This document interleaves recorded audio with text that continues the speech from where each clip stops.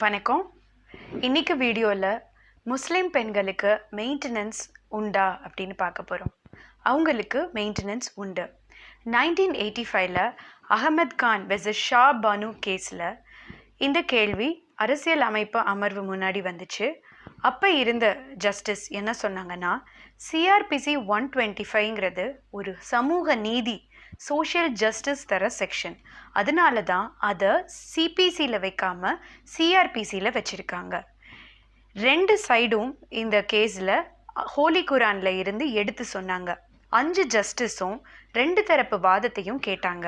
CrPC 125ல் சொல்கிற ஆதரவற்ற நிலையை பற்றி ஹோலி குரானில் எதுவுமே சொல்லலை. அதே சமயம் அந்த நிலையை போக்குறதுக்காக மெயின்டெனன்ஸ் தரக்கூடாது அப்படின்னு எதுவும் சொல்லலை. அதனால ஜஸ்டிஸ் எல்லாரும் முஸ்லீம் பெண்களுக்கு ஜீவனாம்சம் கொடுக்கணும் அப்படின்னு தீர்ப்பு கொடுத்தாங்க. இதை எதிர்த்து நாடு முழுவதும் முஸ்லீம் ஆண்கள் போராட்டம் செஞ்சாங்க. அப்போ இருந்த மத்திய அரசு ஒரு சட்டம் கொண்டு வந்தாங்க 1986ல், the Muslim women protection of rights on divorce ஆக்ட்னு. இதுபடி பெண்ணுடைய இதாத் காலம் வரைக்கும் கணவன் ஜீவனாம்சம் தரணும்னும், அதுக்கப்புறம் அந்த பெண் தன் தாய் வீட்டு உறவினர்கள் கிட்ட மெயின்டெனன்ஸ் வாங்கிக்கணும்.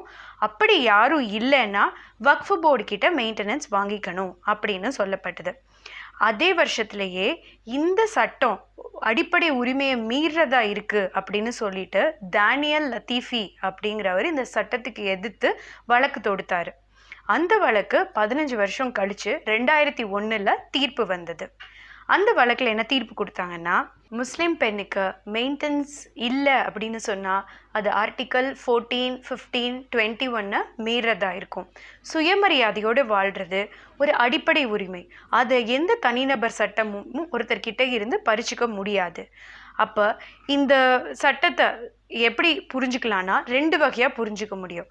இதில் பார்த்தீங்கன்னா, வித்தின் இதாத் அப்படின்னு இருக்குது இந்த section 3 of Muslim women protection of rights on divorce ஆக்டில். அதுபடி பார்த்தா இதாத் காலத்துக்கு வரைக்கும் தான் கணவன் ஜீவனாம்சம் கொடுக்கணும் அப்படின்னு புரிஞ்சுக்கலாம். இன்னொன்று, இதாத் காலத்துக்குள்ள வித்தின் இதாத் அப்படின்னு இருக்கிறனால இதாத் காலத்துக்குள்ள ஜீவனாம்சம் என்ன அப்படிங்கிறத முடிவு செய்தாகணும் அப்படின்னு புரிஞ்சுக்கலாம். எப்பயுமே நாடாளுமன்றம் அரசியல் அமைப்புக்கு உட்பட்டு தான் ஒரு சட்டத்தை இயற்றும். இதில் நம்ம மாதிரி புரிஞ்சுக்கிட்டோம் அப்படின்னா இந்த சட்டம் அரசியல் அமைப்புக்கு எதிராக இருக்குது. அதே இது ரெண்டாவது மாதிரி, அதாவது இதாத் பீரியடுக்குள்ள மெயின்டெனன்ஸ் என்னன்னு முடிவு பண்ணும் அப்படின்னு புரிஞ்சுக்கிட்டோம்னா அது அரசியல் அமைப்புக்கு உட்பட்டு இருக்கும். நாடாளுமன்றம் அரசியல் அமைப்போடு எப்பயும் உட்பட்டு தான் சட்டம் இயற்றும் அப்படிங்கிறதுனால ஜட்ஜஸ் முஸ்லீம் பெண்ணுக்கு மெயின்டெனன்ஸ் உண்டு அப்படின்னு தீர்ப்பளித்தாங்க. இதில் செக்ஷன் 125 சிஆர்பிசியில் என்னென்ன கண்டிஷன்ஸ் இருக்கோ மற்ற கண்டிஷன்ஸு இதுக்கு அப்ளை ஆகும். ஸோ முஸ்லீம் பெண்கள் திருமணத்துக்கு முன்னாடி சிஆர்பிசி 125 கீழே மெயின்டெனன்ஸ் கேட்கலாம். திருமணத்துக்கு பிறகு இந்த act section 3 Muslim women protection of rights and divorce act படி மெயின்டெனன்ஸ் கேட்கலாம். நன்றி.